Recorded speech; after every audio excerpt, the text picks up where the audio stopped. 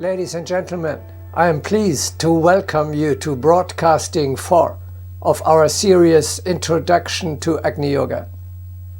We shall be talking today about one of the fundamental principles of the cosmic order, evolution. If you do not know this law, you will find no orientation and there will be no progress. Is Darwin thus important? No, that is not the point. We are going far beyond Darwin. What you need to know is the development that actually takes place, whether you take notice of it or not, on this planet, around you. How can you make progress when you know neither the direction nor the destination?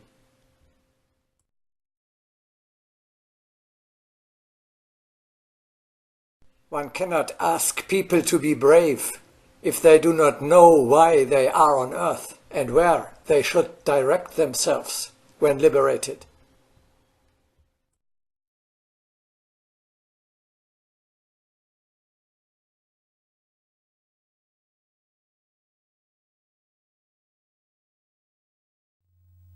Evolution, that is the plan of God, or scientifically speaking, of the hierarchy of the cosmic order for the future of man, the Earth, the solar system, or of the universe as a whole.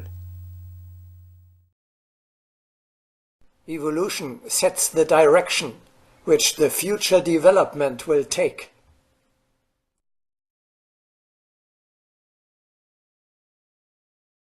Thus, one should first establish the direction of evolution. There cannot be two directions of progress. There can be but one true direction, and all other efforts will be errant.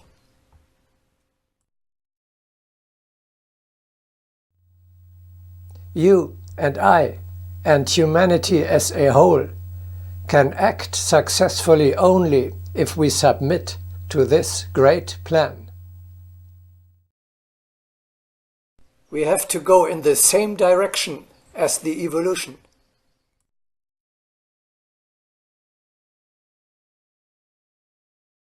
Every beginning depends on the understanding of the affirmed cosmic evolution.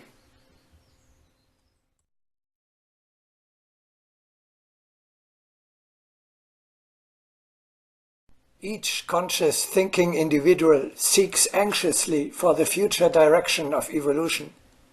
If this direction is sensed, then common sense will strive to approach the right path more speedily.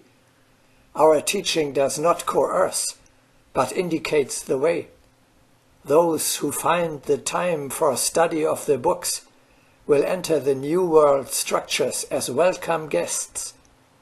We all must command ourselves to move with evolution. Then every day becomes a day of victory.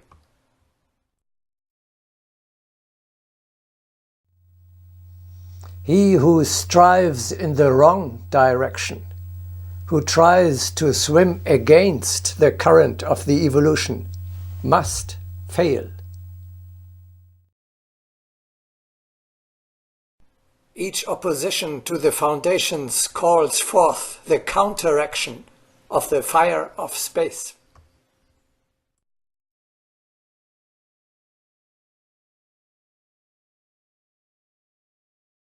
Each one who isolates himself cannot find his way to us. Thus, there are so many roaming shadows who cannot turn the affirmed key. Thus, so many strivings are lost in space.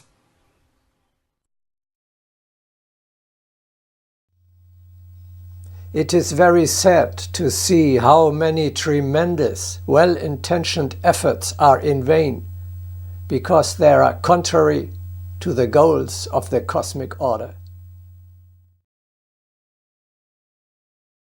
The anguish of a wrong path is most cruel most devouring. In the end, such a man finally abrogates his progress and is in torture without understanding his own error.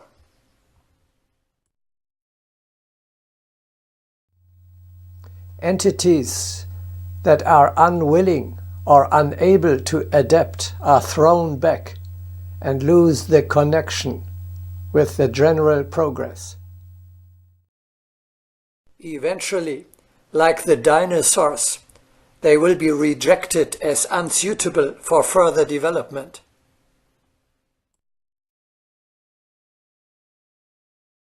You can imagine that the fate of the one who separates himself from evolution is terrible.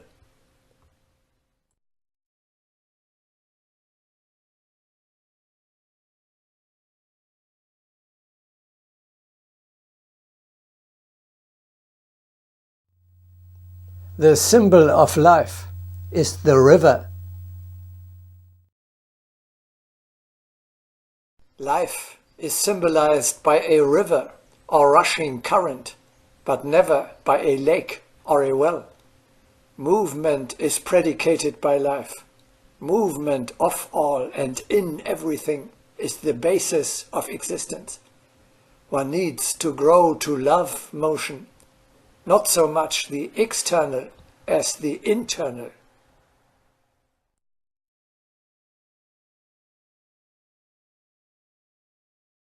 Life is movement.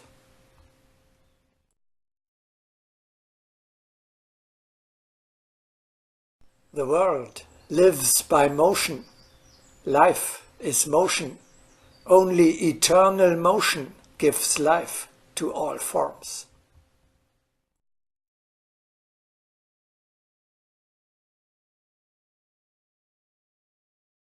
Everything flows.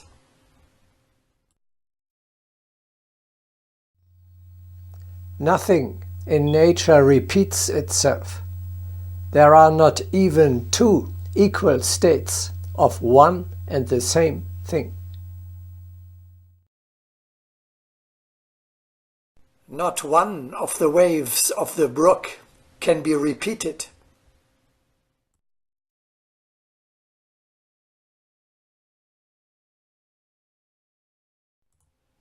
There is no permanency in cosmos. Even a simple object in two consecutive moments manifests itself differently.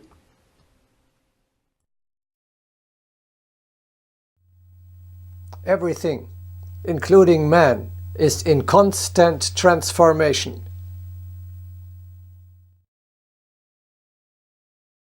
Man must develop a deep understanding that he is in eternal motion and in a state of continuous transformation.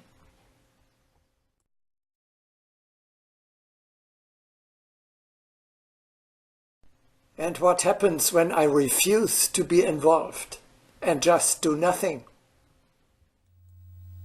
If you do not move at all, if you do not strive forward but stand still, whereas everything else around you is progressing, what will be the inevitable consequence?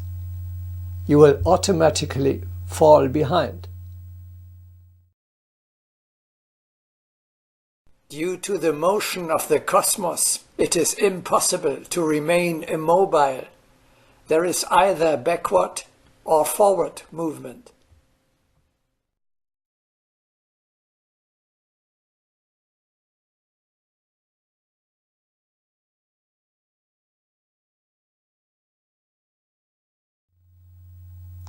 We are living in a universe characterized by infinity, by eternity.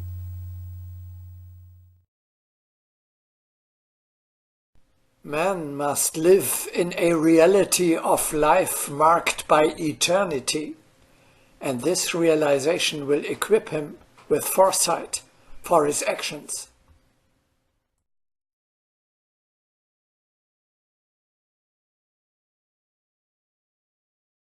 The philosophy of the Brotherhood is based upon thinking about infinity.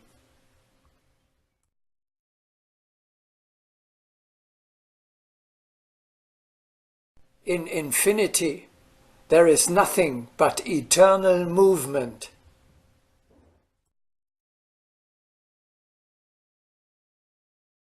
Everything is in motion and exists on account of motion. There cannot be one moment without motion.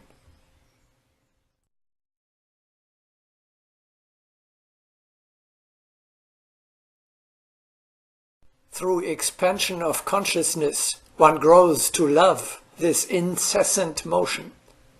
The manifested is continually evolving.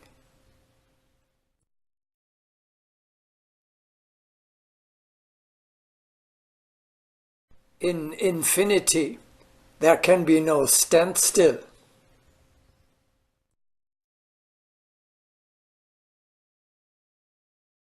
There can be no stagnation in eternity. All is in motion, in the striving toward perfection.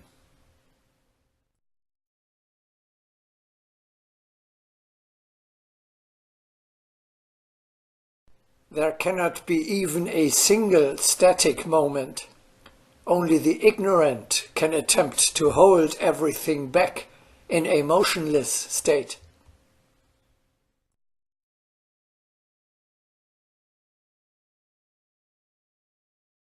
In infinity, there can be no completed state.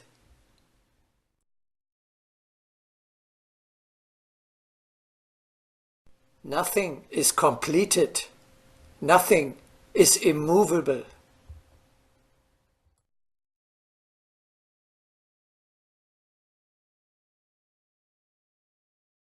We call perfection deadliness.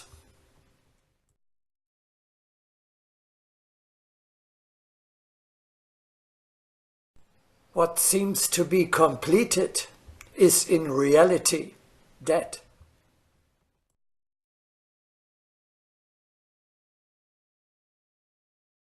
In completion, there is death. It is impossible to conceive a point of cosmic standstill.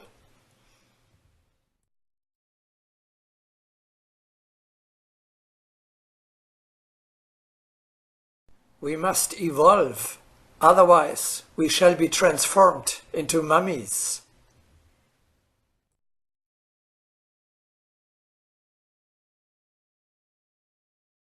In infinity, there is only eternal development.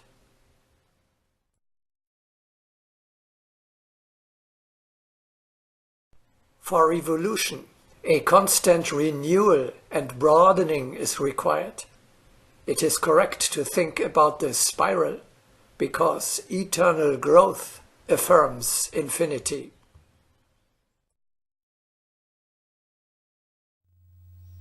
Evolution is the incessant creation of ever new, ever higher forms. The idea that a certain state could be preserved, unaltered, forever, is contrary to nature. Thus, from old forms, new forms are born in an eternal evolutionary process.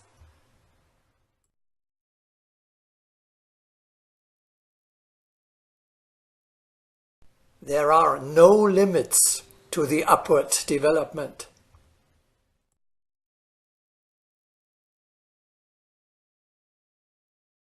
In cosmos, all is living and all is possible. These possibilities are limitless.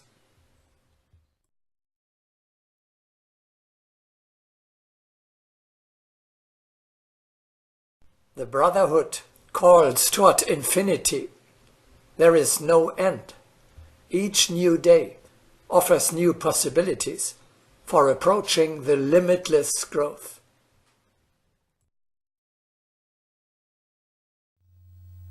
It goes on and on.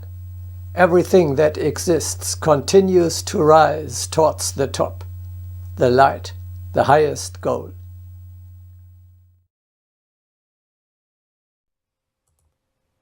The great architect builds eternally. It is senseless to suppose that certain parts of the universe are completed and remain static. A great deal is made of the term evolution, but people have absolutely no conception of this process in its actuality. One can see how the human consciousness evades everything that threatens its established comfort.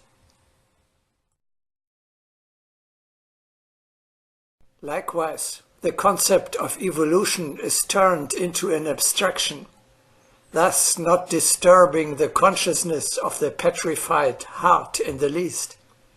But does not the heavenly vault evoke thoughts about eternal motion?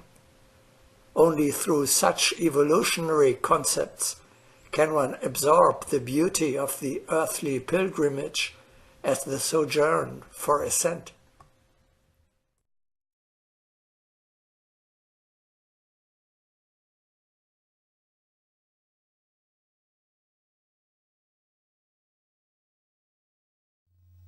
Life is movement with inconceivable speed. The place where you are just now standing takes part in the rotation of the Earth around its own axis once a day. This movement proceeds at a speed of about 1,700 kilometers per hour. The place where you are standing takes further part in the rotation of the Earth around the Sun once a year. On this track, you are moving with the Earth at a speed of about 108,000 kilometers an hour. The Earth is part of the solar system. The place where you are standing, therefore, takes part in a third movement, namely the rotation of the solar system around the center of the Milky Way. On this course, you are advancing at a speed of 900,000 kilometers per hour.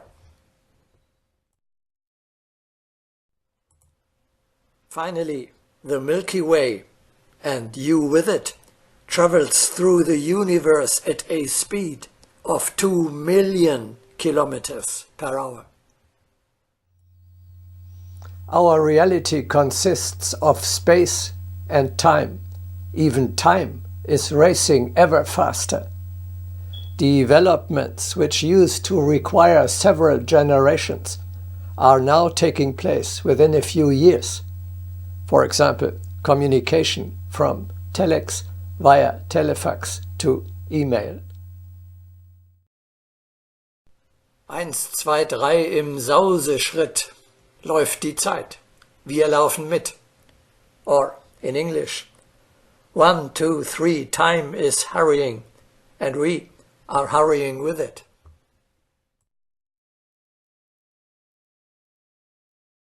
Only the blind do not perceive the unprecedented acceleration of the symptoms of evolution.